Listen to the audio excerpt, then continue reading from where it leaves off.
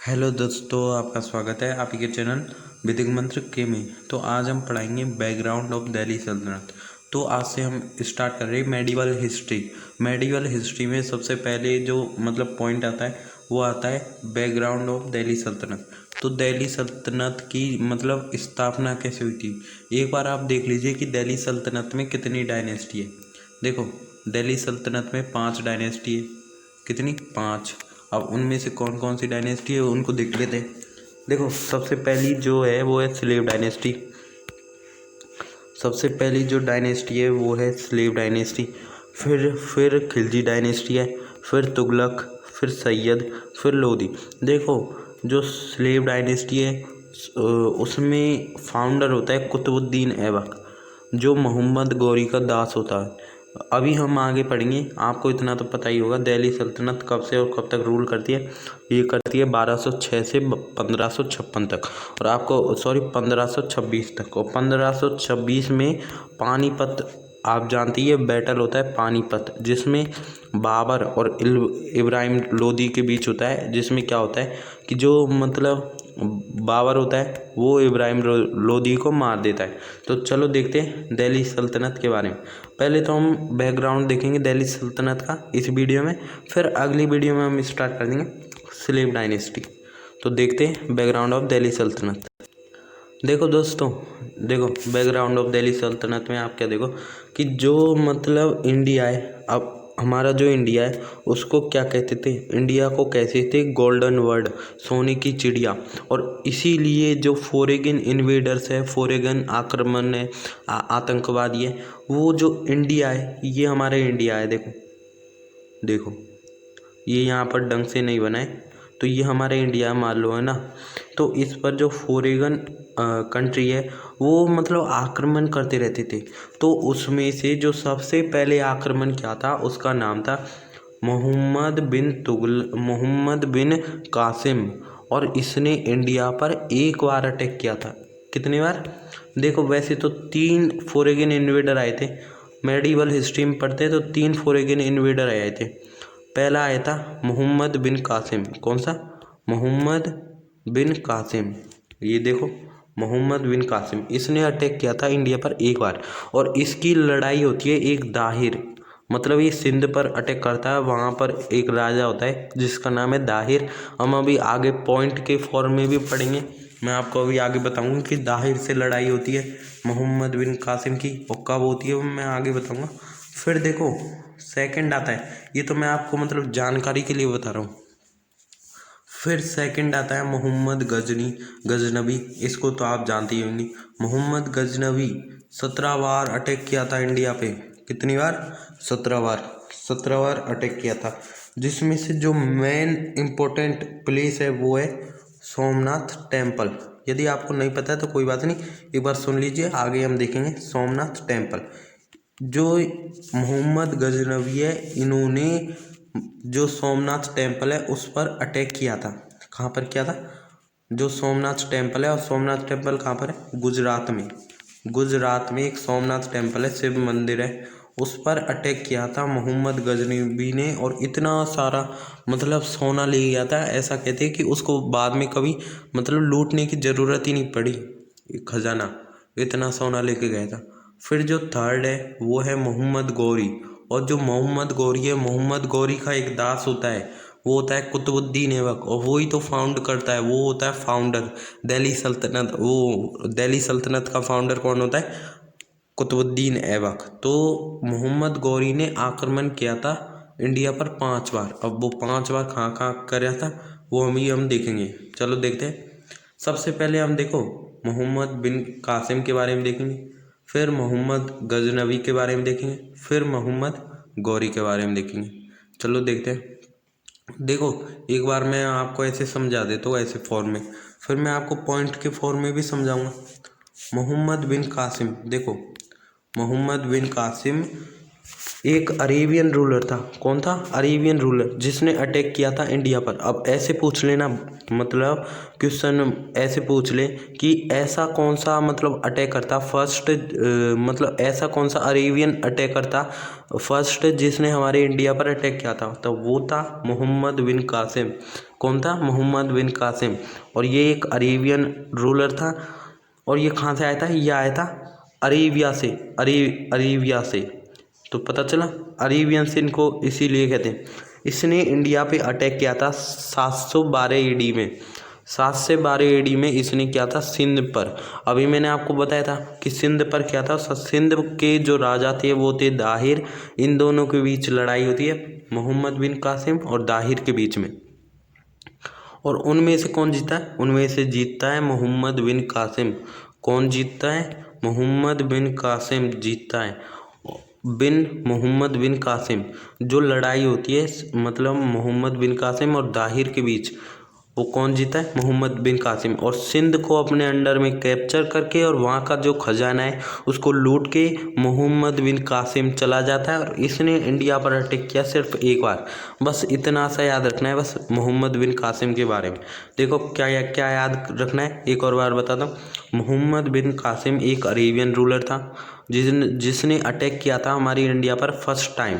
और इसने कितनी बार अटैक किया था? इसने भी एक बार अटैक किया था, इसने एक बार। और ये हमारे इंडिया पे कब अटैक किया था? तो 712 AD में अटैक किया था मोहम्मद बिन कासिम ने। और कहाँ पर किया था? वो किया था सिंध। और सिंध कहाँ पर है? सिंध है पाकिस्तान में, पाकिस्तान में। और उस समय जो सिंध का राजा था वो था दाहिर। दाहिर कौन? दाहिर। और मोहम्मद बिन कासिम और दाहिर के बीच में युद्ध होता है। तो जो मोहम्मद बिन कासिम है वो जीत जाते और दाहिर हार जाते। तो कौन जीता है? मोहम्मद बिन कासिम। समझ में आया? इतना समझ में आ गया ना? तो मोहम्मद बिन कासिम के बारे में इतना ही है बस।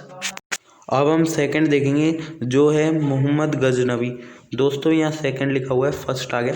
तो मोहम्मद गजनवी के बारे में देखेंगे। देखो सेकंड बार अटैक किया था मोहम्मद गजनवी ने। लेकिन क्वेश्चन में क्या पूछता है कि ऐसा कौन सा फर्स्ट तुर्किश रूलर था जिसने हमारे इंडिया पर अटैक किया? तो आपको ये मोहम्मद गजनवी बताना है। क्यों? क्योंकि अभी आपने पढ़ा था कि जो मोहम्मद बिन कासिम है वो अरेबियन रूलर था, अरेबियन। और जो ये मोहम्मद गजनी नबी है ये गजनी से आया था। और गजनी कहाँ पर है? तुर्की में, तुर्किश। और ये कौन सा था? ये एक तुर्किश था। इसने हमारे इंडिया पर अटैक किया था 1000 से 1027 AD के बीच में। वो भी 17 बार अटैक किया था, 17 बार।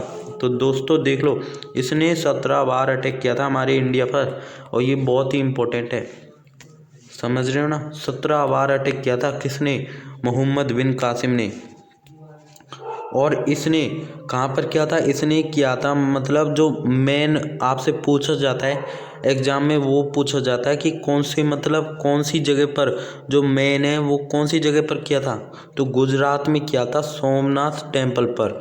और सोमनाथ टेम्पल से ये 28,000 तो गोल्ड ले गया था मतलब लूट कर। और 48,000 सिल्वर, 48,000 किलो सिल्वर ले गया था। तो यहाँ से मतलब लूट के ले गया था ना, तो इसको कभी भी मतलब लूटने की ज़रूरत नहीं पड़ी। तो इतना सोना और चांदी लूट के ले गया था। तो ये कहाँ से ले गया था? ये ले गया था गुजरात। और ये एक सोमनाथ टेम्पल है इस पे से। और सोमनाथ टेम्पल किसका मंदिर है मतलब किसका टेम्पल है? वो है शिव भगवान का। समझ में आया? फिर क्या होता है? मोहम्मद गजनवी तो सोमनाथ टेम्पल पे अटैक करते हैं। तो 3 दिन लड़ाई होती है। किन में? एक तो मोहम्मद गजनवी में, और जो ये सोमनाथ टेम्पल है, सोमनाथ टेम्पल पर जो भक्त हैं उनमें और इनमें, मतलब मोहम्मद गजनवी और भक्तों में लड़ाई होती है। समझ रहे हो ना? सॉरी। फिर क्या होता है? जो मोहम्मद मोहम्मद गजनवी है उसने हमारे इंडिया पर अटैक किया था 17 बार, याद रखना। और ये हमें पता कैसे चलता है कि ये मोहम्मद गजनवी ने 17 बार अटैक किया और मतलब सोमनाथ टेम्पल पर अटैक किया और 28,000 किलो सोना ले गया और 48,000 किलो सिल्वर ले गया? तो पता कैसे चला? ये पता चलता है हमें ये किताब अल हिंद से। कौन सी से? किताब अल हिंद से। ये मतलब किसने लिखी है? एक इतिहासकार था जिसका नाम था अल बलूनी। अल बलूनी, अल बलूनी। तो याद रखना अब आप इन पॉइंट को। एक और बार बता दूं, देखो मोहम्मद गजनवी एक क्या था? तुर्किश था। और मोहम्मद बिन कासिम क्या था? एक अरेबियंस था।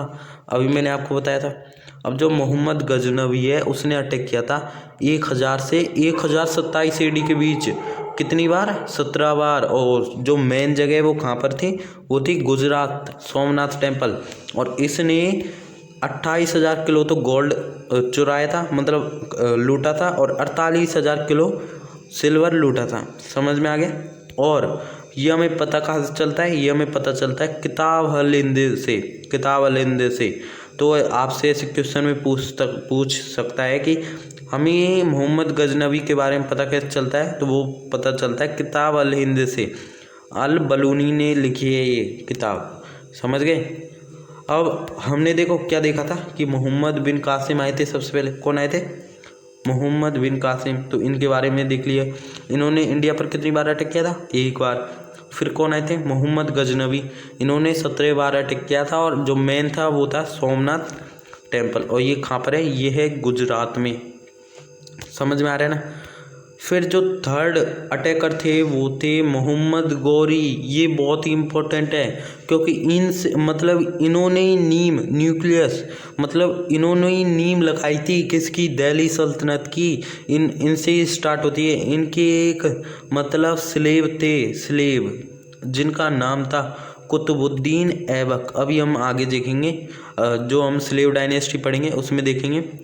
तो मोहम्मद गौरी ने इंडिया पर अटैक किया 5 बार। अब मोहम्मद गौरी के बारे में देखते हैं। तो ये रहा मोहम्मद गौरी। यहाँ दोस्तों थर्ड लिखा हुआ है, थोड़ी सी मिस्टेक हो गई है तो माफ़ करना।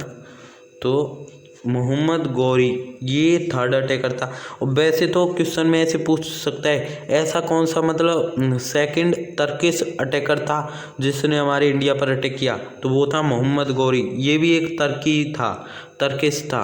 और मोहम्मद गजनवी कौन था? वो एक टर्किश था। और मोहम्मद बिन कासिम वो था एक अरेबियन। समझ रहे हो ना?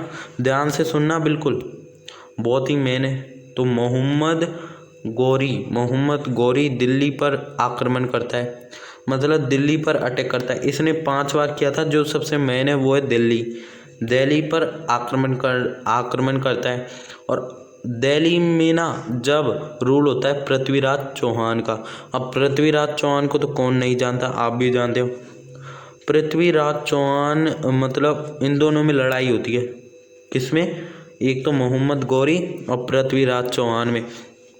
और वो लड़ाई होती है, उसको बोलते हैं बैटल ऑफ पानीपत। मतलब सॉरी दोस्तों, यहाँ बैटल ऑफ पानीपत नहीं, बैटल ऑफ तराइन। गलती से यहाँ मिस्टेक हुई है जल्दी में, तो यहाँ बैटल ऑफ पानीपत नहीं आएगा, यहाँ का battle of Tarain, TARAIN। Battle of Tarain. देखो 2 बैटल होते हैं, बैटल ऑफ तराइन फर्स्ट और एक बैटल ऑफ तराइन सेकंड। अब क्या होता है, बैटल ऑफ तराइन फर्स्ट में, या फर्स्ट मान लो, बैटल ऑफ तराइन फर्स्ट है ना, या तराइन फर्स्ट मान लो, तो उसमें तो जीतते हैं पृथ्वीराज चौहान। और जो बैटल ऑफ तराइन सेकंड होता है उसमें जीते हैं मोहम्मद गौरी। आप देखो सबसे पहले कौन जीतेंगे? मोहम्मद गौरी ने 5 बार अटैक किया, तो उसमें से 2 बार अटैक किया था दिल्ली पर। दिल्ली पर पहले किया, पहले में तो वो मोहम्मद गौरी हार गया, जिसको हम बोलते हैं battle of Panipat. Sorry Panipat नहीं, वो Tarain first, battle of Tarain first. समझ गए? Battle of Tarain first. और जो पृथ्वीराज चौहान है, इसने मोहम्मद गौरी को हरा दिया था पहले बैटल में। लेकिन क्या हुआ कि पृथ्वीराज चौहान ने ना एक गलती कर दी, इसको छोड़कर मोहम्मद गौरी को, मतलब पृथ्वीराज चौहान ने मोहम्मद गौरी को मारा नहीं, मतलब बिल्कुल मारा नहीं। क्यों नहीं मारा? क्योंकि इन्होंने बोला था कि मोहम्मद गौरी ने कि अब वो कभी भी इंडिया की तरफ देखेगा भी नहीं। लेकिन क्या किया उसने? वो तो फिर से मतलब आ गया आक्रमण करने। और क्या हुआ फिर? बैटल ऑफ तराइन सेकंड में क्या होता है? उल्टा हो जाता है, मतलब मोहम्मद गौरी जीत जाते और पृथ्वीराज चौहान हार जाते। तो ये तो थी कहानी उसकी।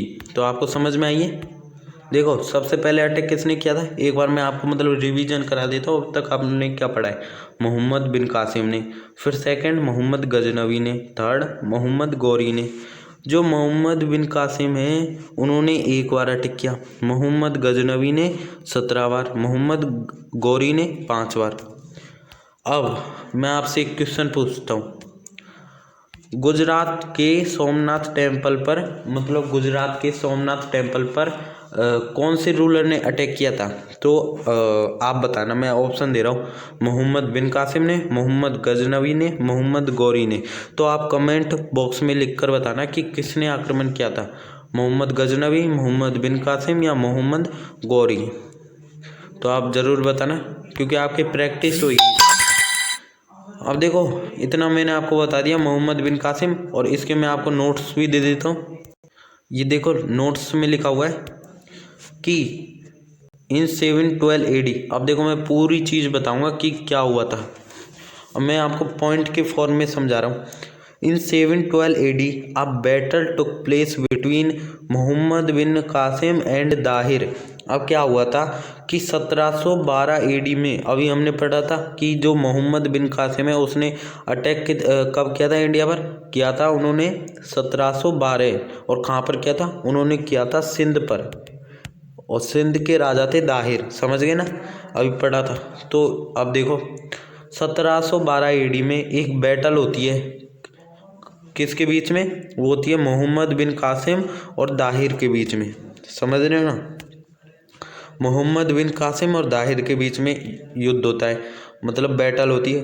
द किंग ऑफ सिंध, मतलब जो दाहिर थे वो कौन थे, जो सिंध था।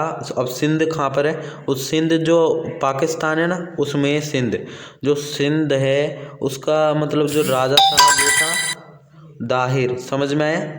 तो मोहम्मद बिन कासिम और दाहिर के बीच में मतलब बैटल होती है, उसमें जीतते कौन है, मोहम्मद बिन कासिम। देखो ये लिखा हुआ, Baba Duri has written that it was a fierce battle. मतलब बाबा दूरी की एक बुक है, इसमें लिखा हुआ है कि ये जो बैटल थी मतलब बहुत ही खतरनाक थी। Which was never had ever before, ऐसी बैटल कभी भी नहीं हुई थी आज से पहले, है ना। तो it is mentioned in Chachnama. अब देखो मैंने आपको एक बुक का नाम बताया था या नहीं बताया, देखो चचनामा। हमें देखो हमने पढ़ा था, इधर देखो एक मिनट, हमने पढ़ा था कि मोहम्मद गजनवी हमारे इंडिया पे अटैक करने आया था और गुजरात सोमनाथ टेम्पल पे अटैक किया था। वो हमें पता कैसे चलता है, वो पता चलता है अल बलूनी से, एक किताब, सॉरी किताब अल हिंद से। और वो किसने लिखी थी, वो लिखी थी अल बलूनी ने। तो समझ में आया। तो हमें इसके बारे में पता कैसे चलता है, मोहम्मद बिन कासिम के बारे में, तो वो बता रहे चचनामा से। किसके से, चचनामा। तो आप खुद ही देख लेना, अभी मैं इधर ले रहा हूँ। तो ये रहा, देखो मोहम्मद बिन कासिम और दाहिर के बीच में युद्ध होता है। जो किंग होता है दाहिर, वो किस कहाँ का होता है, सिंध का। बाबा दूरी में लिखा हुआ है कि ये बहुत ही मतलब खतरनाक बैटल थी, ऐसी बैटल अब आज से पहले कभी भी नहीं हुई थी। और ये लिखा हुआ है चचनामा में कि जो मोहम्मद बिन कासिम है वो इंडिया में आए 712 AD में, और दाहिर और मोहम्मद बिन कासिम के बीच युद्ध हुआ। और ये किस में लिखा हुआ है, ये लिखा हुआ है चचनामा, एक बुक है देखो ये लिखी चचनामा, इसमें लिखा हुआ है, ऐसे लिखा हुआ है कि द खपीर non Muslim surrounded Arabians from all the four side and the Islamic army got confuse and was dissatisfied by the brave and rigid way of fight the defenders in between all this confidence। मतलब जो Arabian attacker था, और Arabian attacker कौन था, Mohammad bin Qasim. आपको याद है ना, अरेबियन कौन था, अरेबियन था मोहम्मद बिन कासिम। उसने चारों तरफ से सिंध को घेर लिया, और जो मतलब जो इस्लाम थे वो कंफ्यूज हो गए कि अब हम क्या करें, इधर जाए या इधर जाए, इधर से युद्ध करें तो वो कैसे करें, इसलिए वो हार गए थे। एंड एरो स्ट्रक दायर chest who was riding elephant and the king died. देखो क्या हुआ, जो दाहिर है उनकी जो छाती है उस पर एक तीर लग गया और वो हाथी, मतलब हाथी, जो हाथी पे बैठते हैं ना राजा, युद्ध करने जाते तो हाथी पे बैठे थे और वहाँ उनके एक छाती पे तीर लग गया और उनकी मृत्यु हो गई। Even after this warriors like Rajkumar Jaisiya and empress Rani Bai stood fiercely to protect the fort. और जो मतलब उनका बेटा था राजकुमार जयसिया और उनकी रानी थी बाई, मतलब रानी बाई, उन्होंने मतलब ब्रेवली उनसे लड़ते रहे और उन्होंने अपनी जो फोर्ट है उसको बचाने की कोशिश की। और फिर क्या हुआ, जो मोहम्मद बिन कासिम है मतलब वो लूट कर ले गए उनका खजाना। इतना समझ में आया। फिर क्या होता है देखो, फिर महमूद गजनवी आते, had to fight wisely against the royal rulers of Kashmir Jayapala and Anandapala. अब क्या होता है देखो, जो मोहम्मद गजनवी है वो मतलब अटैक करते, मैंने बताया था ये 5 बार अटैक करते हैं। जो मेन जगह है वो कहाँ है, सोमनाथ टेम्पल, लेकिन उन्होंने कश्मीर पे भी अटैक किया था, कश्मीर पर भी अटैक किया था और उन्होंने वहाँ युद्ध किया था जायापल्ला और आनंदापल्ला से और उनमें जीते थे मोहम्मद गजनवी। समझ में आया। फिर कौन आते, फिर आते Mohammad Ghori was defeated several time by Prithviraj Chauhan. जो पृथ्वीराज चौहान है उन्होंने मोहम्मद गौरी को बहुत बार हरा दिया। But due to some circumstance Muslim rule started in India. लेकिन क्या हुआ कि बाद में जो मोहम्मद गौरी है उन्होंने पृथ्वीराज चौहान को हरा दिया बैटल ऑफ तराइन सेकंड में, ये आपको याद ही है। तो बैटल ऑफ तराइन सेकंड में मोहम्मद जो गौरी है उस मोहम्मद गौरी पृथ्वीराज चौहान को हरा देते हैं और मोहम्मद गौरी दिल्ली पर अपना कैप्चर कर लेते हैं अंडर में। फिर क्या होता है कि जो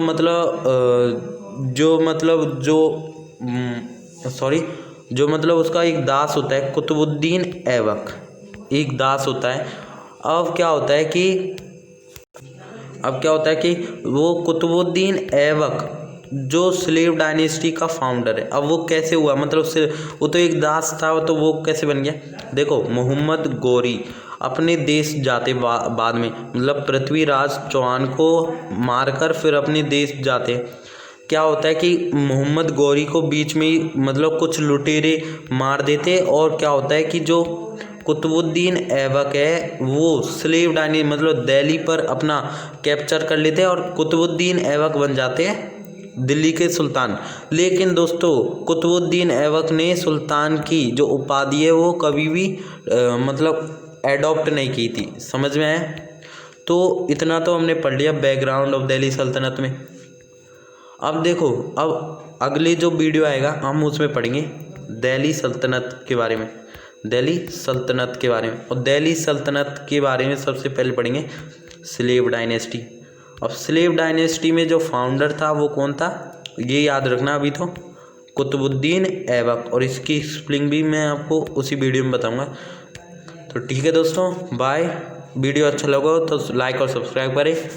ठीक है, आपको समझ में आया ना। बाय।